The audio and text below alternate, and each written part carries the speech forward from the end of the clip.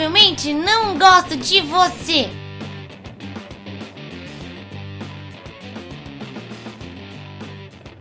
E o episódio de hoje é sobre relacionamentos, amores e expectativas.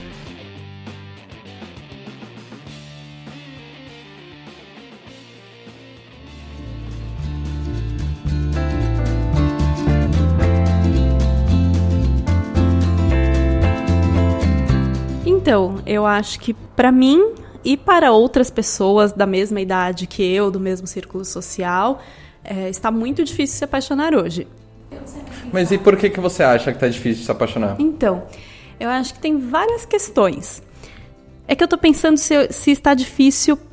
Só pra você? Não só pra mim, mas as pessoas com quem eu conversei sobre isso eram todas mulheres. E eu não sei se está para os homens também. Mas acho que você também falou que sim, né? Não tá tão fácil assim. Não, tá, depende. É porque mulheres... Não, por exemplo, eu tava conversando isso com a Dani, inclusive.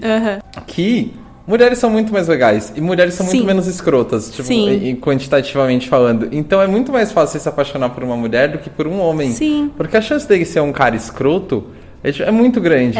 E a chance de achar uma menina que seja gente boa e não seja escrota é também, tipo, muito grande. Então, eu acho que é menos difícil pra mim e talvez mais difícil pra vocês, mulheres héteros. Sim, eu acho que está bem difícil. Estava conversando com uma amiga minha justamente sobre isso. Que eu acho que a gente está num momento de transição. Assim. Tá. As pessoas mais ou menos da nossa idade, assim, por volta dos 30 anos, né? 20 e poucos, até uns 40 talvez. Em que a gente viu uma geração que se contentou com pouco, principalmente as mulheres, e que ficou muito presa em relacionamentos que não faziam sentido, e a gente não quer a mesma coisa.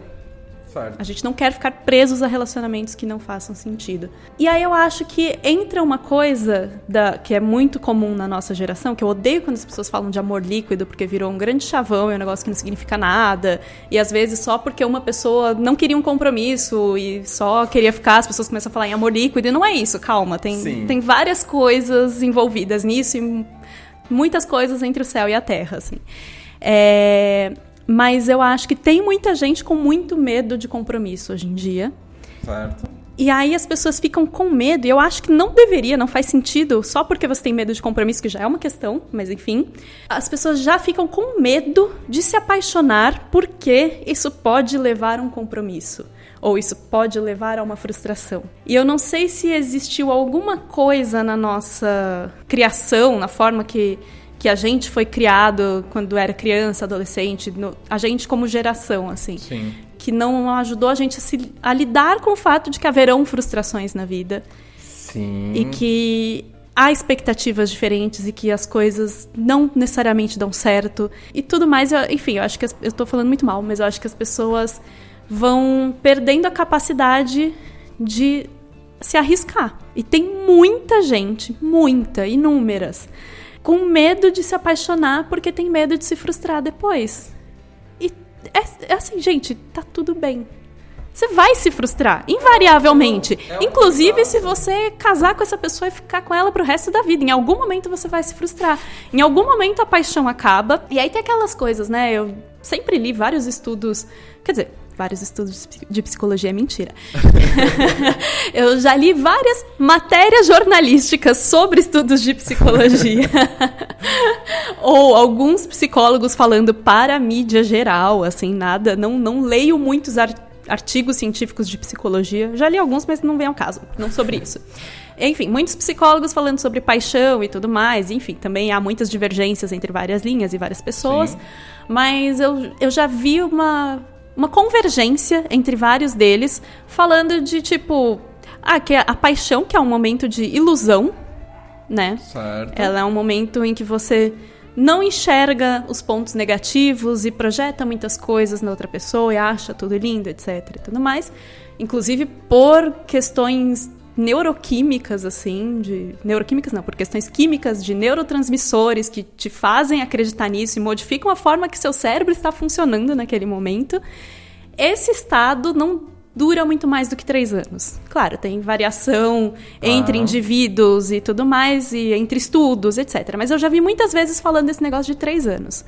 E eu não sei se eu estava predisposta, porque eu já tinha lido isso várias vezes, e inconscientemente isso acabou acontecendo, mas o meu relacionamento de 4 anos e meio acabou a paixão aos 3 anos. Exatamente. Olha só como isso tudo funciona, meu Deus. E aí, assim, acabou a paixão, mas não acabou o sentimento, porque a gente se amava, etc. Sim. Só que as coisas começaram a dar errado depois disso, porque aí faltou, não é que faltou, porque aí é isso, depois que acaba a paixão, o que acontece? Ou vocês vão transformar aquilo numa coisa madura, entender os defeitos um do outro, os defeitos da relação, as limitações e aprender a lidar com tudo isso, e isso pode continuar de uma forma saudável, ou vai ter problemas, porque se a relação estava se mantendo muito baseada em ilusões que não se concretizam, não vai dar certo. E aí você vai começando a ser obrigado a lidar com os problemas de fato, enfim, com questões mais profundas, porque você está em contato agora com essas questões mais profundas sem esse filtro cor-de-rosa na frente de tudo. Sim. Né? E aí eu acho que as pessoas começam a ficar com medo de se apaixonar simplesmente porque pode ser que depois elas se frustrem. Ou por terminar, que eu acho que é o que as pessoas mais têm medo, e às vezes elas até preferem fazer de tudo para terminar o negócio antes que se torne mais profundo e elas sofram mais quando terminar. Ou mesmo porque você vai se frustrar em algum momento, porque você vai ver que a pessoa não é tudo aquilo, e que o relacionamento não é tudo aquilo, porque ele é real. Ele não tem como ser ideal, porque o ideal é do mundo das ideias e não do mundo da realidade. E eu não sei o que faltou na nossa criação pra gente entender que isso faz parte dos relacionamentos. A grande maioria dos relacionamentos vai acabar. E tudo bem. E você vai ter vários relacionamentos que vão acabar na sua vida, e você vai ter várias frustrações amorosas na sua vida. E tudo bem, isso faz parte. Não significa que é o fim do mundo. E eu acho, inclusive, que é muito bom ter um grande amor. Eu acho que tem 2 coisas muito boas na vida. Uma é ter um grande amor imenso e que você nem conseguia imaginar antes que existia alguma coisa desse tipo na Terra e que você podia sentir isso e que, enfim, existe isso, sabe, no mundo. E outra é perder um grande amor. Que eu acho que é sensacional. É horrível. Mas é sensacional pra sua vida. Porque daí, depois que... Enquanto você não superou, é ruim. Mas depois que você supera isso, você sabe que tá tudo bem. Você não morreu por causa disso. E se você não morreu por causa disso... E se você se recuperou disso e a sua vida continuou, é porque nada vai te derrubar de uma forma que você nunca vai se recuperar, sabe? Nenhuma outra experiência vai te derrubar de uma forma irrecuperável. Você vai passar por um momento de luto, você vai passar por um momento... Vai quebrar a sua rotina, porque você já tem toda uma dificuldade em ir se adaptando a um relacionamento, porque são 2 pessoas diferentes, com rotinas diferentes, com vidas diferentes, que vão se entremeando e que vão levando tudo isso juntas, e uma vai entrando na vida da outra e no círculo social da outra e na agenda da outra e tudo mais, e você sofre toda essa adaptação enquanto você está no relacionamento. E aí quando você já está funcionando dessa forma, aí você termina e tudo isso se rompe, e acho que isso também faz muita falta para muitas pessoas, né? Então, mas agora o que eu vou fazer? Às vezes você vê a pessoa que, tipo, passava o fim de semana inteiro com o namorado. E aí, quando termina o namorado, ela não sabe mais o que fazer do fim de semana dela. E aí, o fim de semana se torna uma coisa triste, porque são 2 dias de nada, assim. Porque ela abdicou do resto da vida. Mesmo que você não abdique, sempre tinham coisas que convergiam. Exato. Concessões e pelo relacionamento. Exato, okay, exato. Você está interessada naquela pessoa sim, e tudo mais. É uma coisa que você quer. Sim, vocês começam a fazer planos a 2. Você não combina mais as coisas, a agenda vira conjunta, né? Então, tipo, você não combina mais as coisas sem saber se você já tinha um compromisso importante da outra parte que você estaria lá para acompanhar a pessoa, porque é seu companheiro e tudo mais. E aí isso se rompe e você tem que voltar a ser uma pessoa só. E é muito triste pensar que você não era uma pessoa só antes, então vamos reformular isso. Mas você tem que voltar a viver como uma pessoa que não tem todas essas outras questões na vida, que tem só os próprios compromissos, que tem só a própria rotina e tudo mais.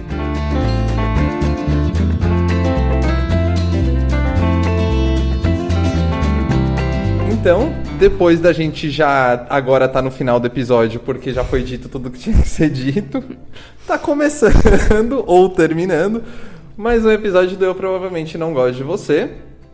Comigo mais uma vez, Eduardo Lopes, sendo seu host, e com a minha amiga aqui hoje, Cris, que, como vocês viram, já definiu o episódio todo, eu não sei mais o que falar, mas a gente vai se esforçar um pouco assim também. E Cris, tem uma coisa que eu faço todo episódio, que eu peço pra pessoa se apresentar. Pra ela se apresentar, ela tem que falar o que ela é. Eu peço, tipo, quem é você? Nossa! Só que isso Qual não... o sentido da vida? De onde veio o universo? Às vezes as pessoas têm a mesma dificuldade de responder essas perguntas também. E eu peço que elas respondam sem falar do trabalho delas, porque bosta. eu acho que o trabalho delas não define elas. Então eu peço para que você se introduza para as pessoas falando quem é você. Aí você vai ter que cortar, porque só me veio coisas idiotas na cabeça. Não, pode ser Tipo, isso, eu pode sou ser uma você. moça latino-americana.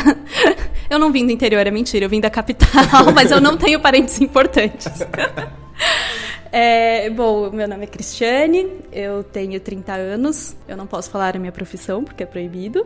E, enfim, eu sou uma pessoa bastante interessada. Eu acho que eu sou uma pessoa bastante observadora. Eu sou bastante interessada no mundo como um geral e no comportamento humano, assim. É uma área uma área do conhecimento que sempre me atraiu, e acho que eu sempre prestei bastante atenção em como as pessoas agem, reagem, e fiquei me perguntando o que se passa na cabeça delas, que é uma questão que eu não recomendo a ninguém fazer, porque não tem resposta. Você nunca vai saber com certeza, e às vezes é muito frustrante. Mas, enfim, eu acho que é isso. Eu acho que eu tenho um interesse muito grande por literatura, por cinema. E eu acho que talvez por isso, porque são formas de contar a experiência humana, falar sobre pessoas e como elas se comportam em diferentes situações. Muito bem. E o que a gente vai falar hoje é sobre amor, relacionamentos, paixão. Não amor, não relacionamentos. E a gente vai devagar sobre esse assunto aí, como vocês já puderam ouvir já no início do episódio. E alguns recadinhos só antes. Então, peço para que vocês sigam a gente nas redes sociais. Então, o famoso @eu provavelmente não gosto de você, que não tem nenhum homônimo depois da quinta letra. E isso eu acho uma vantagem. Eu vou manter isso. E eu peço para que vocês piramidem. Se você ouve isso, se você tá dentro de um esquema de pirâmide, aproveita e empurra o meu podcast. Porque apesar da gente estar indo num crescimento constante, muito bacana, mais gente ouvindo nunca é demais. Eu acho que você pode fazer isso daí. Você chega, convida seus amigos para sua casa, não fala para o que é. Do nada você liga seu celular e começa a tocar o podcast. Tem o golpe do Tinder também, né? Tem o golpe do... tem o golpe do Tinder não agora, só do né? Tinder, mas do flerte no geral, né? Eu andei lendo no Twitter várias pessoas falando que, tipo, eu era apaixonada por um menino na escola, e aí um dia ele me chamou pra sair. Tipo, um dia, assim, a pessoa tem também, sei lá, 26 anos, sabe? Faz 1 bilhão de anos que eles saíram da escola. Aí um dia ele me chamou pra sair, e aí quando eu cheguei lá, ele tava me oferecendo pra entrar no esquema da Herbalife. Não, igual como o Choque de Cultura falou, eu acho que a arte virou vida real, que é Tinder para negócios e LinkedIn para amor. Justo. Fica aí. Fica a dica. Mas não dê em cima das pessoas no LinkedIn, né? Já Por fizeram favor, isso, né, e eu achei gente? bem chato. Vamos parar. Principalmente de pessoas que você não conhece. Que bacana, hein? Oferecendo uma oportunidade de negócios, porém com coisas muito estranhas. Nossa senhora. O mundo é horrível. Então, ok. Então vamos para o episódio.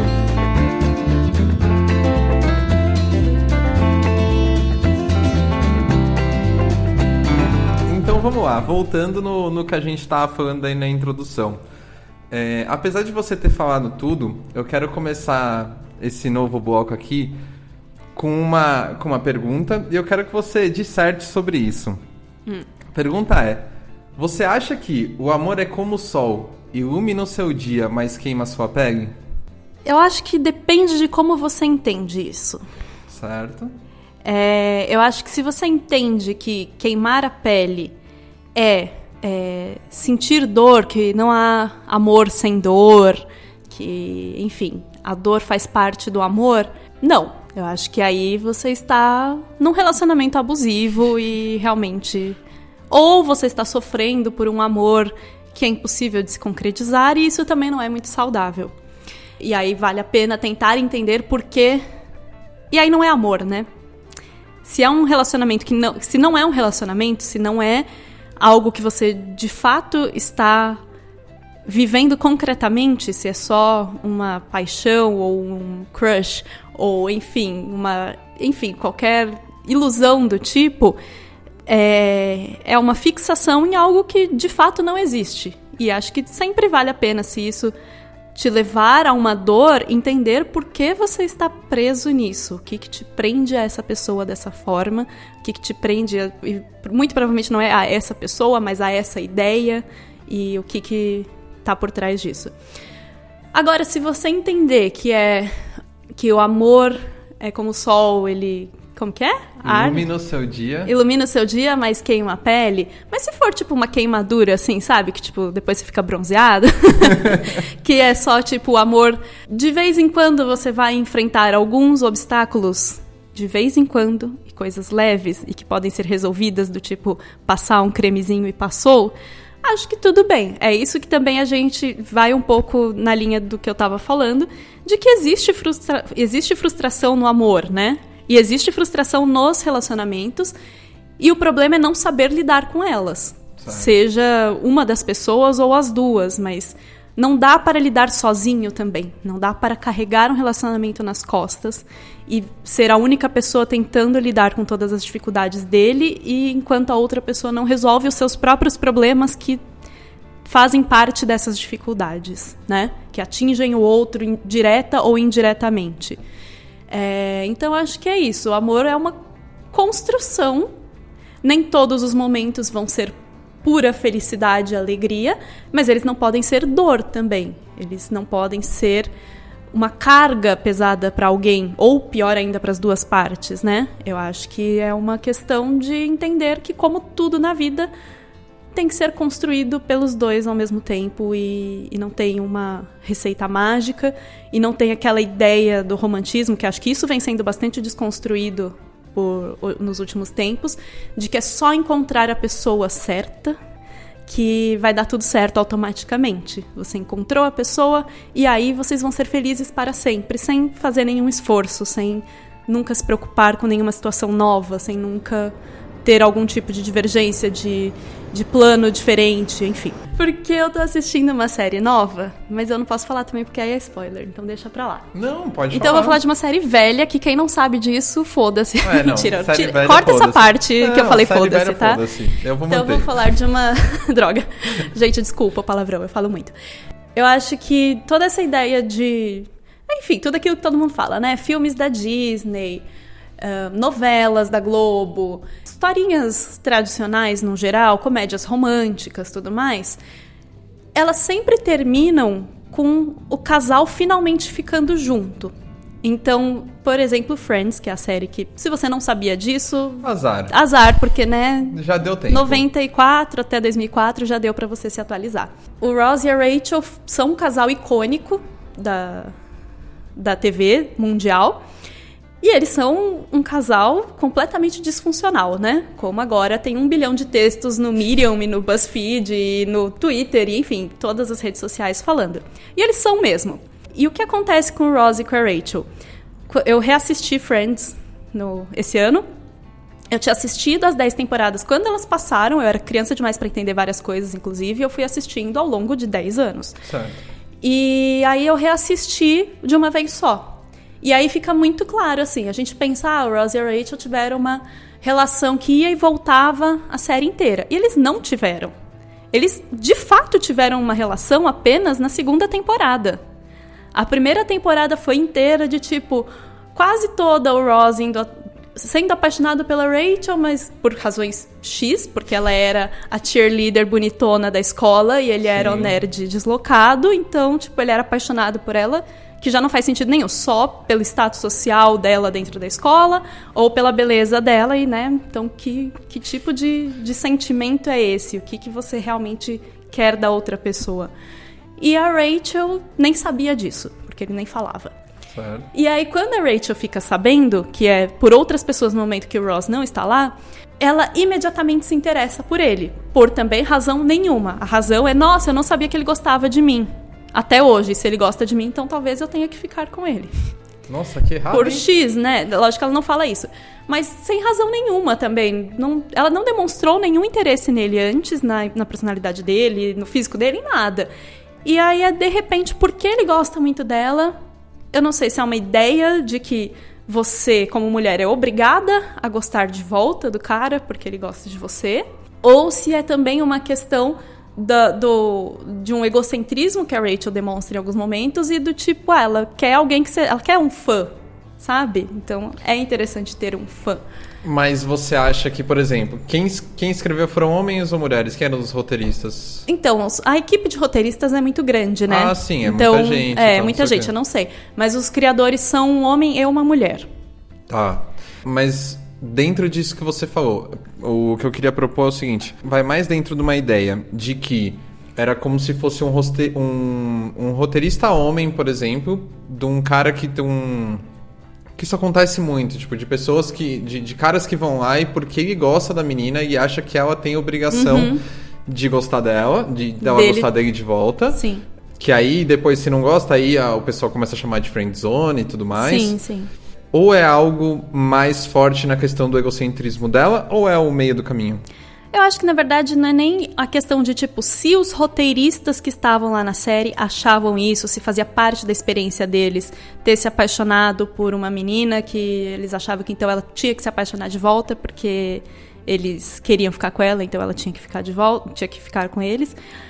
Mas é a cultura, é como se faz série, é como se escreve histórias, é como a gente pensa, como na época se pensava que era natural, né? A hegemonia de 94, é muito tempo atrás. E o pensamento hegemônico funciona assim, né? Não precisa fazer parte da sua experiência, não precisa ser uma coisa individual, ele tá no ar e a gente tá imerso nisso, a gente tá embebido nisso, e mesmo sendo só uma mulher e é que não era, né? A equipe de roteiristas era maior que isso.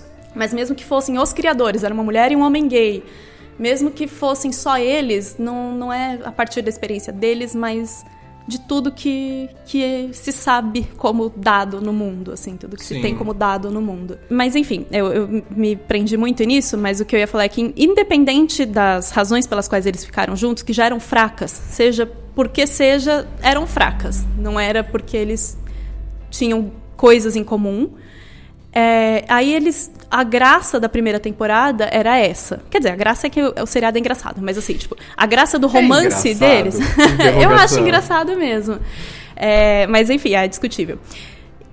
Mas a graça do relacionamento Ross e Rachel na primeira temporada é essa coisa de um gostar do outro, e aí no momento que ela gosta de volta, ele tá com outra, ele volta da China com outra mulher. Então a graça é eles não poderem ficar juntos. Certo. E aí depois, na segunda temporada, eles ficam juntos por um tempo, só que aí eles terminam.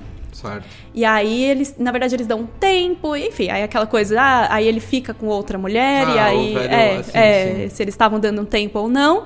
E aí depois ela aceita ele de volta. Ah, mentira, isso acontece depois. Eles brigam por outra razão, e aí depois ela aceita ele de volta porque eles veem um vídeo, e aí é a mesma razão da primeira temporada. Ela vê um vídeo da época que eles estavam no ensino médio, ela estava no ensino médio, ele estava na faculdade, e aí ela descobre que, tipo, na formatura dela, o cara que ia com ela, que era o bonitão do colégio, quase não apareceu. Eles acharam que ele não fosse aparecer, e aí o Ross já tinha se arrumado para levar ela na formatura para ela não ir sozinha. E aí ela vai lá e beija ele, e aí, tipo, ai, que lindo, ele sempre gostou dela. E ela não sabia que ele sempre... Ela sabia, mas enfim, foda-se. Eu tô me enrolando muito falando de Friends, não, corta tudo isso depois. Mas o fato é que... Aí eles terminam, eles voltam de novo só porque ela descobriu que ele gostava dela há muito tempo. E aí depois eles terminam. E da segunda temporada até a 10ª, que é a final, e eles vão tendo vários momentos em que eles quase voltam.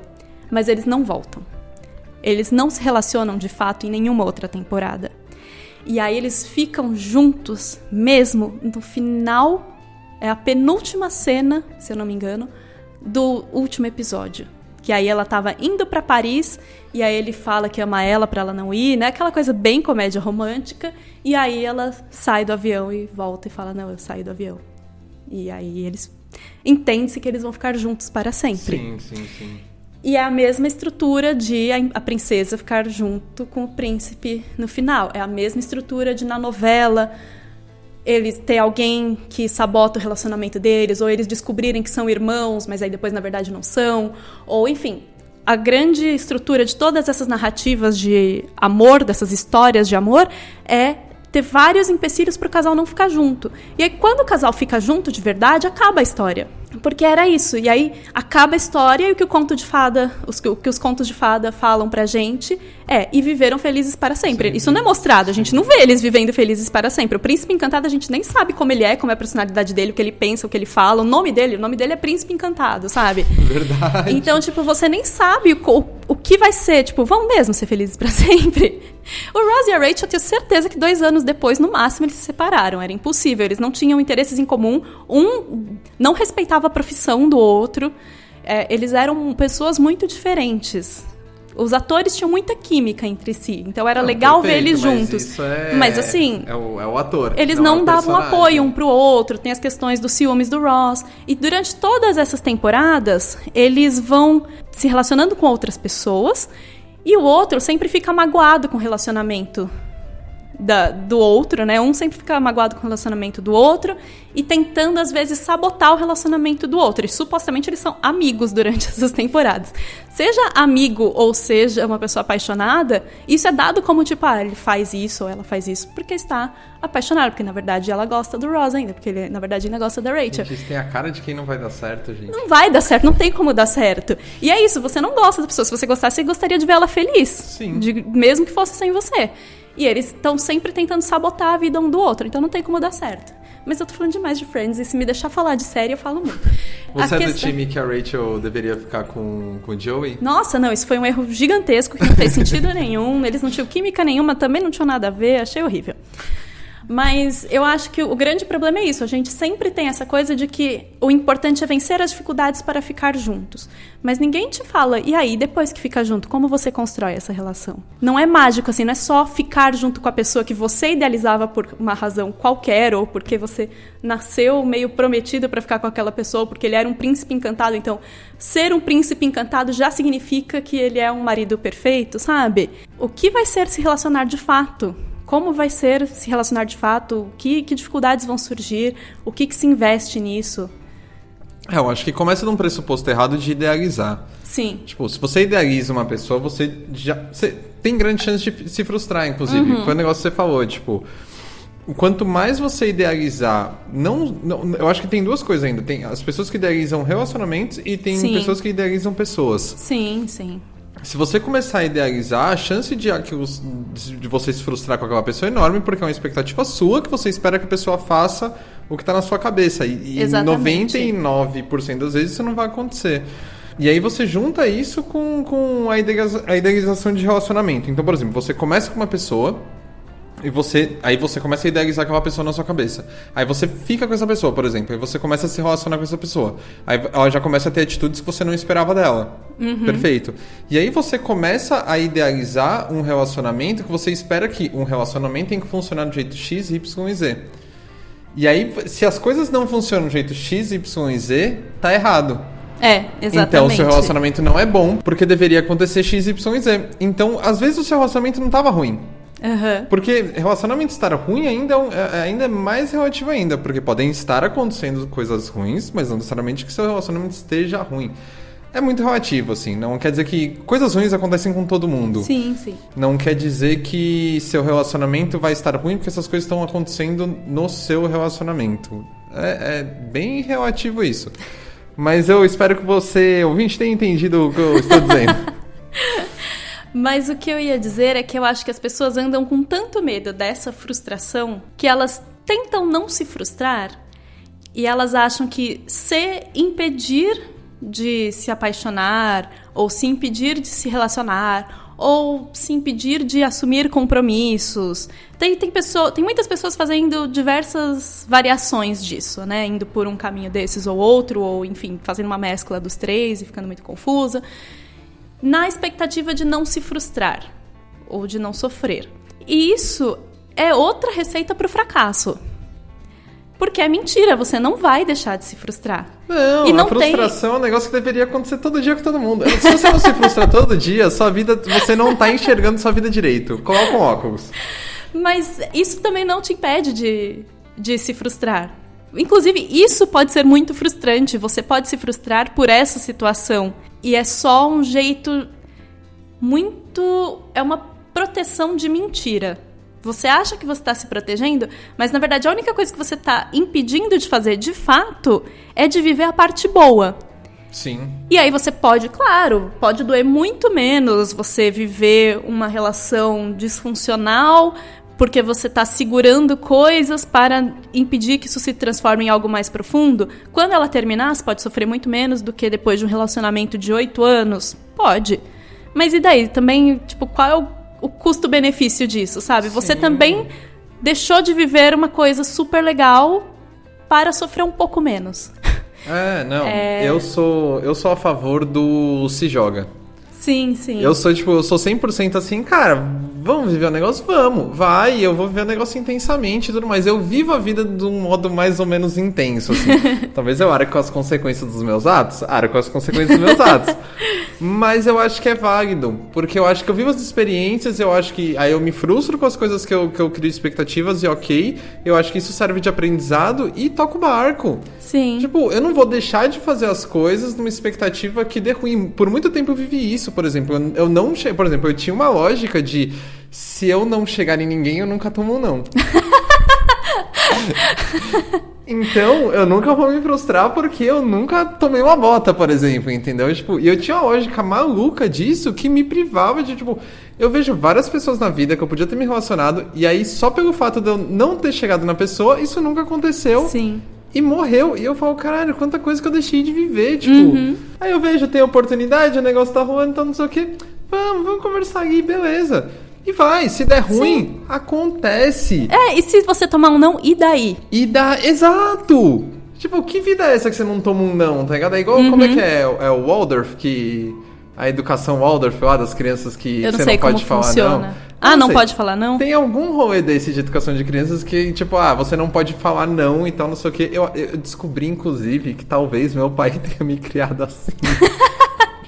Minha mãe tava contando uma história esses dias e ela falou que meu pai falava, não, mas que não pode falar não pro Eduardo.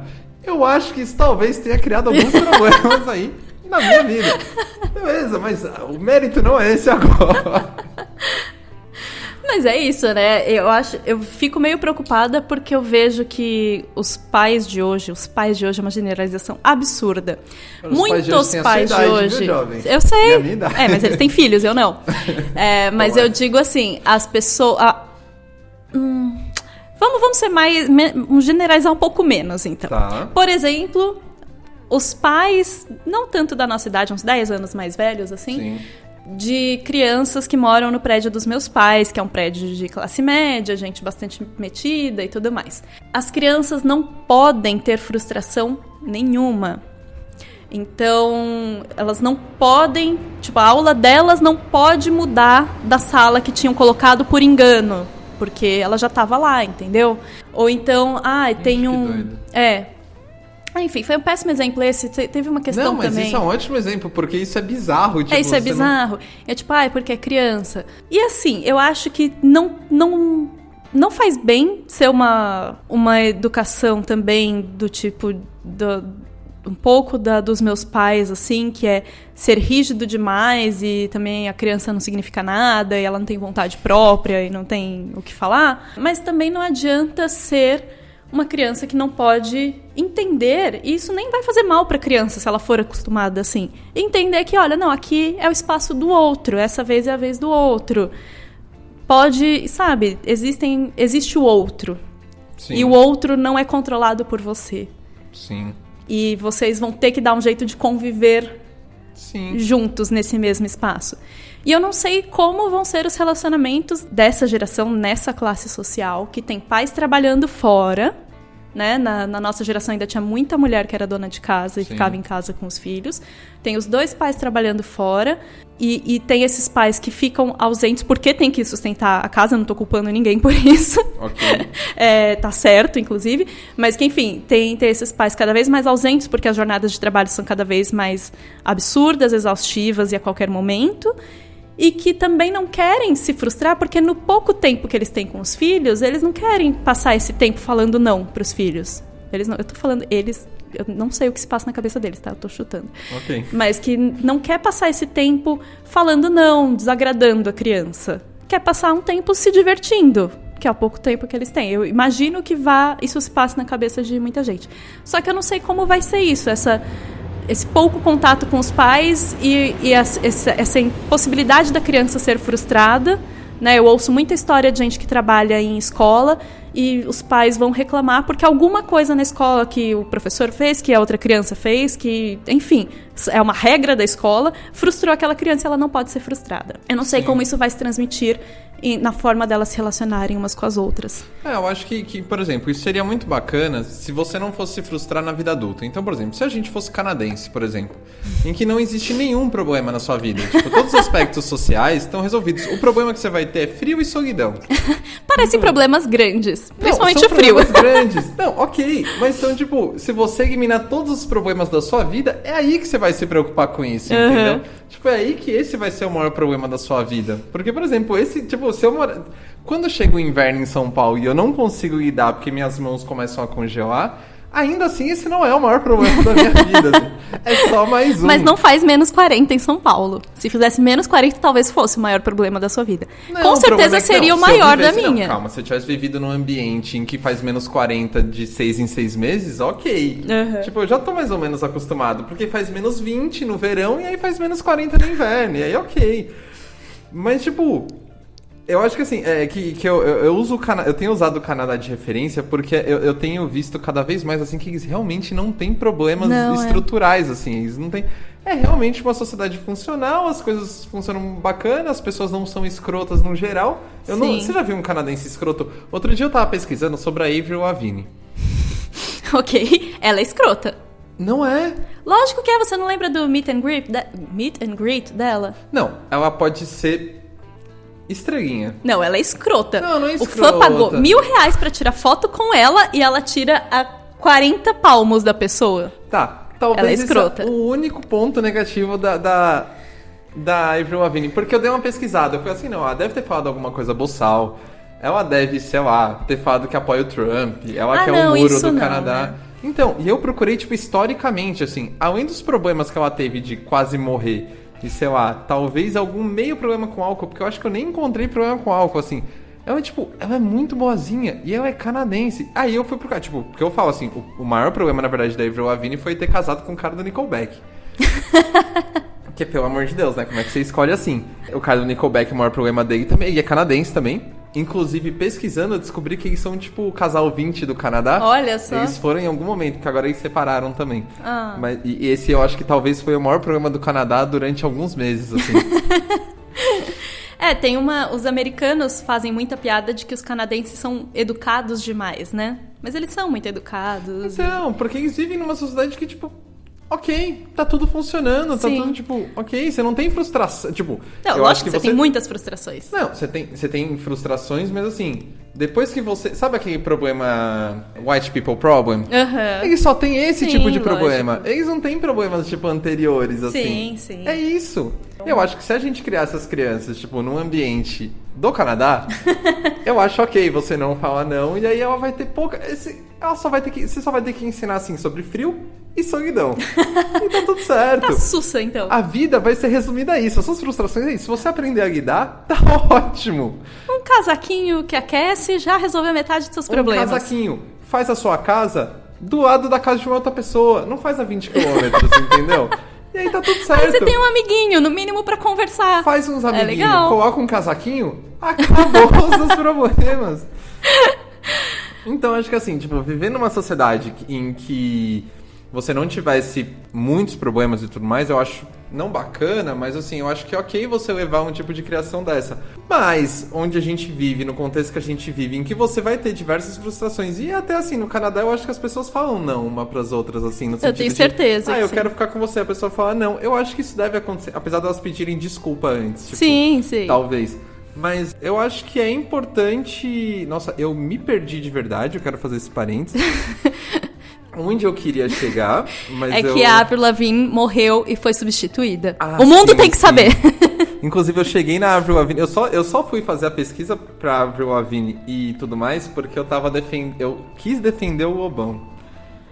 Que pra mim o Lobão morreu e foi substituído, porque ele fez a música mais bonita do mundo. Eu quero que você, ouvinte, coloque no Google, depois que acabar esse episódio, obviamente, a música Vou Te Levar. E se você não achar a declaração mais bonita do mundo, você tem uma coisa errada com você. Eu juro pra você, Cris, você não deve ter ouvido pela cara que você está fazendo agora. Eu só tô cara pensando ouvinte, você em não vou consegue te levar, ver... Te levar daqui. Não é te levar do Charlie Brown. É vou te levar traço Lobão, assim. Depende de como... É que vocês não usaram o Napster, vocês não sabem do que eu tô falando. Cara, é a declaração de amor mais bonita que eu já vi na vida, assim. E eu tenho um problema que é, tipo... Músicas falam sobre amor em geral. É muito difícil. Tipo, eu acho que 80% das músicas falam sobre amor. Uhum. Ou você fala sobre protesto, ou você fala sobre amor. Uhum. Ou você é o Djavan. E ninguém sabe do que você tá falando. Nem ele, provavelmente. Exato. Mas eu tenho uma coisa que, tipo... Eu tenho um problema que, por exemplo... Às vezes eu tô ouvindo uma coisa muito bonita. E eu só queria associar isso a alguém. E às vezes não tem ninguém. E eu falo... Puta, e agora? O que eu faço aqui com essa música aqui perdida aqui? Aí eu vi, achei bacana, me identifiquei, mas não tem outra parte que eu faço. O que eu faço agora? E tenho ouvido agora a Duda Beat, não sei se você já ouviu. Não. Ouça a Duda Beat. A Duda Beat alterna as músicas dela entre Você Não Me Quis e Eu Estou Apaixonada por Você.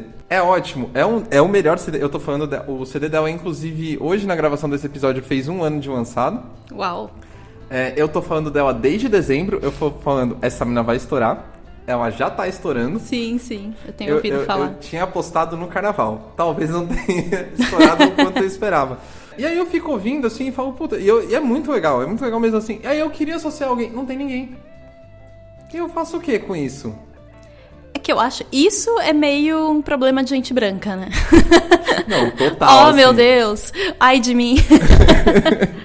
O que eu faço agora que eu não posso associar essa música a uma pessoa? Eu acho que, na verdade, eu ia falar que eu já passei por essa situação, mas foi o contrário. Eu tava num relacionamento muito feliz, e aí tinha uma música de fossa maravilhosa, assim. É a música de desamor mais linda do mundo. Você sabe que você levou agora o White People Problem, né? Porque você era apaixonada, você arranjou uma música de fossa e você vai dizer que você não tinha como associar a sua vida? Eu não tinha como associar a minha vida, porque eu estava muito feliz no amor. Ai de mim. E aí... Finalmente esse relacionamento acabou e aí aquela música começou a fazer sentido pra mim. Ai, meu Deus, exatamente assim. Mas eu ia dizer que, enfim, na verdade eu acho que 80% das músicas não são de amor. Eu acho que elas estão no setor amor, mas eu acho que a grande maioria dessas músicas cujo tema é amor, na verdade é música de dor de cotovelo, é música de fim do amor, ou do amor inatingível, ou enfim, de um amor não concretizado, de tudo isso. Acho que músicas que são simplesmente declarações de amor, ou exaltações de como a pessoa está se sentindo enquanto apaixonada, são a minoria. Eu acho que o grande cancioneiro mundial, e nem só o popular, eu acho que o erudito também, se você for ver as letras, é disso, é composto de desamor, que é um tema que eu sempre gostei muito. Eu acho muito bonita a morte do amor, eu acho muito triste, mas eu acho muito bonita a morte do amor e todos os sentimentos que isso traz para as pessoas e todas as reflexões e todas as imagens que elas criam a partir disso, né? Tem aquele poema do Carlos Drummond de Andrade que eu postava uma vez por ano no Twitter. No Facebook, você lembra? Não. Ele chama Tarde de Maio. E ele fala... É basicamente um poema que lida com um final do amor como uma morte mesmo. Ele puxa todas as imagens fúnebres. Ele fala de... Eu não lembro, melhor eu ver antes de falar merda. Ele começa assim: como esses primitivos que carregam por toda parte o maxilar inferior de seus mortos, assim te levo comigo tarde de maio, quando, ao rubor dos incêndios que consumiam a terra, outra chama, não perceptível e tão mais devastadora, surdamente lavrava sob meus traços cômicos. E uma a uma, aí eu não sei o latim, né? Disjecta membra, eu vou falar, mas acho que é disjecta membra, deixava ainda palpitantes e condenadas no solo ardente porções de minha alma. Tinha que ter um minha alma. Nunca antes nem nunca mais aferidas em sua nobreza sem fruto. Então, ele traz, né, os restos mortais das pessoas, fala de membros decepados, espalhados pelo chão, traz todas essas imagens de fogo, de calor e de morte. Né? Um amor como uma chama ardente, que é mais paixão do que amor, e a morte de tudo isso. E eu acho, enfim, o poema continua e não vale a pena ler tudo, mas... Não, vale a pena ler tudo. Esse é o único pedaço bom, né? Não, desculpa, não vale a pena ler tudo aqui. Vale super a pena ler todo esse poema, pelo menos uma vez por ano. E, enfim, depois ele fala do carro fúnebre. Ele vai trazendo várias imagens disso como uma coisa que morre mesmo, como algo muito ardente e que morre. Enfim, eu não entendam as minhas análises literárias como essa bosta que eu fiz agora. Não entendam que isso é uma análise literária. Eu tô só querendo dizer que eu acho que é um tema interessante, porque é um luto pelo qual a gente passa sem perder uma pessoa de fato, sem que ninguém morra de fato. Sim. Mas essa coisa abstrata que morreu mexe com a gente com estágios de formas parecidas com uma morte de um ser que existe. Eu acho que é por isso que isso inspira tanta arte. Porque às vezes eu acho que até às vezes pode ser comparável com uma morte, assim, porque uma pessoa que você convive, por exemplo, uma pessoa que está aí sempre presente na sua vida e faz parte e tudo mais, e idealmente te apoia, e enfim... E aí um belo dia essa pessoa deixa passar de existir na sua vida, seria algo relacionável à morte, assim. Porque imagina, tipo, lógico, as pessoas terminam relacionamentos de diversas formas e tudo mais. Você pode terminar bem ou mal, e não necessariamente que bem quer dizer que você vai conviver com a pessoa, enfim. Aquela pessoa vai deixar de existir na sua vida. Sim. E é uma coisa muito poderosa, né? Sim. E acho que isso assusta muito as pessoas. Mas... é isso também, não adianta, não é nada pelo qual você não possa passar. E eu já ouvi amigos me falando, tipo, mas eu prefiro não passar por isso, porque eu não acho que eu tenho condições de aguentar. Ou então, porque eu nunca superei tal término, ou tal traição, ou tal qualquer coisa. Eu acho que se você nunca superou um relacionamento, você precisa procurar terapia. Isso não é uma piada, isso é real. Sim. Porque isso é uma razão completamente válida para procurar terapia. É só por causa disso, sabe? Não é só por causa disso. Porque se você nunca superou o final desse relacionamento, deve ter coisas que te prendem a esse relacionamento, igual o que eu tava falando da idealização. Deve ter coisas que te prendem a esse relacionamento que são traumas, que são coisas mal resolvidas, que são coisas que podem te atrapalhar em outros aspectos da sua vida, ou mesmo que seja só nesse, mas é um aspecto importante da vida também. Então você vai condenar a sua vida emocional a ter sempre esse fantasma rondando, afetando em diferentes graus, ou você vai tentar resolver isso, sabe? E se você simplesmente acha que você não aguentaria lidar com isso, enfim, dá pra lidar, a maioria das pessoas já passou pelo menos uma vez por isso e está aí, vivendo bem. Sobrevivem. E sobrevivem bem e são felizes depois, junto com outra pessoa, ou sozinhas, ou enfim. Vamos lá, 6 bilhões de pessoas no mundo, não pode ser que uma pessoa só era certa pra você. Exato. Não, e até só complementando o que você falou com uma frase curta assim, todos os episódios têm uma conclusão que todos os problemas do mundo são causados por homens brancos héteros, e todas as soluções de todos os problemas são resolvidos com terapia. Eu acho que ainda não teve um episódio que a gente não chegou a essa conclusão, assim, tipo... Ou uma, ou outra, ou as duas, enfim, tipo... Eu acho que terapia ajuda muito as pessoas, porque é muita... Principalmente no assunto relacionamentos, as pessoas ficam com muitas coisas mal resolvidas. Muitas. E acho que não só coisas mal resolvidas da própria experiência delas, mas eu acho que a gente carrega muita coisa do relacionamento dos nossos pais também.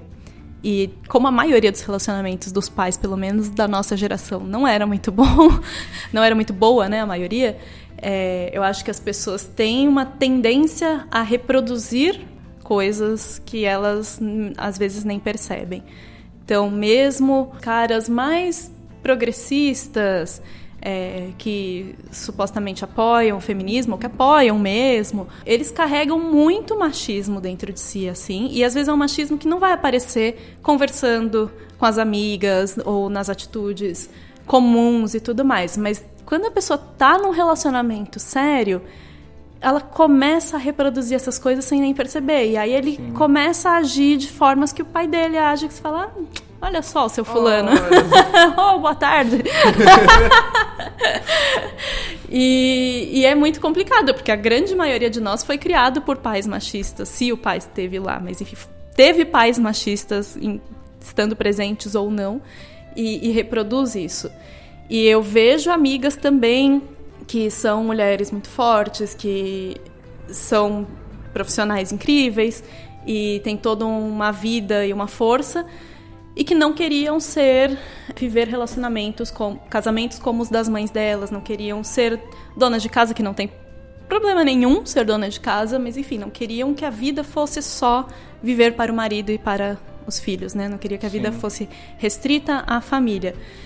E porque essas donas de casa de antigamente também não é simplesmente que elas cuidavam da casa e não trabalhavam fora. É que elas também não tinham muita vida social além daquilo, né? Sim, às vezes a vida, depois do casamento, se resumia ao marido. Exato. E a família, ela perdia o contato. Exato. Até porque eu já vi casos até hoje. Eu ia falar isso também. Gente jovem, né? A minha irmã, por exemplo, tem um caso de uma mãe de uma amiga dela que não queria que a filha andasse com a minha irmã, porque minha irmã era solteira e a filha dela era casada. Má influência. Exatamente. E às vezes acontece da vida da mulher se resumir, a vida social dela se resume o pior é isso, né? Que esse tipo de grupo tem muito essa separação. As amigas dela são as esposas dos amigos do marido dela, né?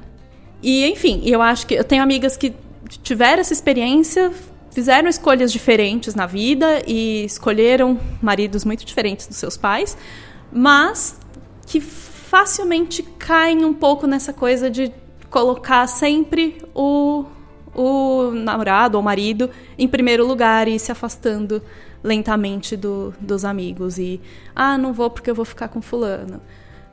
E aí nunca começa a aparecer. Aí quando aparece, chega no último momento com o fulano e não faz mais nada se não for com o fulano.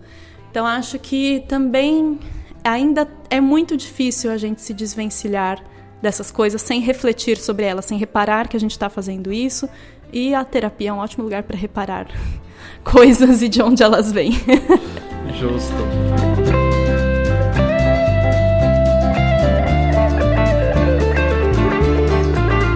Agora, para finalizar o episódio, Cris, eu acho que durante o episódio a gente deu esperança, mas a gente só deu esperança, assim. A gente falou de muitas coisas, não necessariamente ruins, mas complicadas que acontecem, e dos problemas, assim. E a gente falou que tem uma forma das coisas darem certo, assim. Você tem uma mensagem positiva para deixar como conclusão, uma mensagem positiva para deixar no final do episódio? Eu acho que há uma coisa muito positiva em todo esse tema relacionamentos, amor e paixão, que é, desde que não sejam situações não saudáveis, tóxicas, que estejam fazendo mal, etc., é muito legal ter uma companhia de uma forma que os seus amigos nunca são, né? Ou raramente são, principalmente na vida adulta, uma companhia para quase todos os momentos, construir uma vida juntos. É muito brega falar isso, né? Bem antiquado construir uma vida juntos, mas faz parte, né? Faz parte. É que uma vida não necessariamente é uma vida do tipo dos 20 até os 80 anos, quando alguém morrer. Pode ser construir uma vida juntos nos próximos 5 anos. Sim. E construiu-se algo durante esse tempo, e se depois isso não faz mais sentido por alguma razão, tudo bem. Você não perdeu 5 anos, você construiu muita coisa durante esses 5 anos, né? E principalmente estar apaixonado é uma experiência sensacional, né? Sim, é muito bom. É isso que a gente estava falando. Essa é a parte, na verdade. Também tem uma ideia de que ninguém é feliz solteiro, é impossível ser feliz sozinho. Acho que é muito possível ser feliz sozinho, inclusive mais fácil. Tá. Mas eu acho que você só é feliz junto com uma pessoa se você é feliz sozinho. Sim, também. Mas é muito, muito legal estar apaixonado. Porque é isso, é como se você estivesse... Drogas, né? É como Drogas se... sem rebote. Sem rebote, ressaca, não tem ressaca, num efeito que não passa, né? Tipo, ele passa, mas assim, um efeito extremamente duradouro. Não tem um efeito ruim depois, não é um negócio que vai durar 4 horas, sabe? Você vai acordar e dormir sentindo aquele barato ainda. Tipo, é um negócio muito louco, muito louco. Eu acho que é uma experiência que é muito legal a gente ter a oportunidade de ter durante a vida, sabe? E é uma coisa que te tira da sua rotina. Mesmo que a sua rotina continue a mesma, você continua trabalhando no mesmo lugar, você continua fazendo a mesma coisa, você continua morando no mesmo lugar, enfim. Mas ela te tira da sua rotina porque é isso, tudo fica meio diferente. Sim. Tudo fica um pouco mais interessante durante aquele momento. Não, com e o certeza. fato de que ela acaba também não precisa assustar as pessoas e fazer com que elas evitem relacionamentos ou que elas saiam dos relacionamentos quando acabar esse barato, porque tem outras coisas também interessantes no relacionamento. E se também acabar e, tipo, só existir a paixão, também tem outras coisas interessantes em ficar sozinho. Mas enfim, eu acho que é uma experiência super interessante. Não, e eu iria só um pouquinho mais além do que você falou, que eu acho que é válido se apaixonar até, às vezes, sem se relacionar. Uhum. Eu acho que é divertido, efetivamente, assim, eu me sinto bem, assim, tipo, a questão de se apaixonar, assim, às vezes o relacionamento não foi pra frente, às vezes é criar uma expectativa. Cara, eu acho que é uma coisa, é uma droga muito boa. É como se eu tomasse uma droga muito boa, assim, que me deixa muito empolgado com as coisas, assim. Sim, eu exatamente. acho que é válido, eu acho, tipo, mega divertido, assim, eu falo, meu Deus... Essa pessoa é pra minha vida. Vou ter 3 filhos, já dei os nomes. Ou não vou ter filhos, tá ótimo. Eu só quero passar o resto da vida. Cara, essa sensação, esse negócio de você criar isso e você ficar feliz, assim, tipo... Sim. E não é nem só felicidade, cara, é paixão. É essa outra coisa, né? Que não tem coisa. outra... Nada mais na sua experiência de vida vai dar esse mesmo sentimento. E é isso, essa parte que você falou, acho que a gente ouve muito isso hoje em dia. Não crie expectativas, ou meu problema é criar expectativas, não sei o quê. É muito legal criar expectativas, é muito legal, não necessariamente expectativas, né? Esperar aquilo que a gente fala também, esperar que coisas aconteçam, esperar que o outro faça certas coisas que você criou na sua cabeça. Sim. Mas criar fantasias é muito legal, isso mantém a nossa criatividade em dia, isso dá mais fôlego pra gente viver, né? Viver só a vida real é um pouco sem graça também, por mais que ela seja legal. Mas é legal ficar criando historinhas na sua cabeça também. Sim, cara, eu acho ótimo. Eu só peço pra que não exagere. Com moderação, né, gente? Com moderação, assim, não transforme isso numa obsessão. Não, exatamente. É igual droga, consuma com moderação. Mas é isso, eu acho que é uma experiência toda muito legal. Justo. Eu falei isso 15 vezes, né? Desculpa, eu espero que você edite direito isso, mas isso é uma expectativa minha. Justo.